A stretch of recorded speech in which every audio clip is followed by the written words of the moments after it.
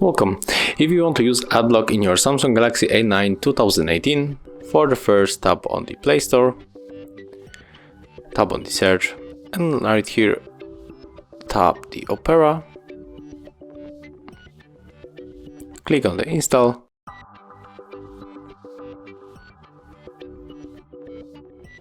and right now just open it.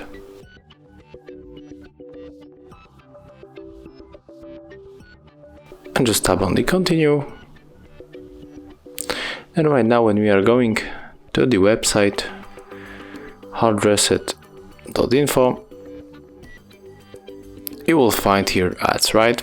But with the AdBlock built in this Opera, you will get notification that the first ad were blocked, and this is thanks to the partnership with AdBlock Plus. So right now when we are going to scroll through the whole page, we cannot find here any ads. Even if we go to any others section like articles.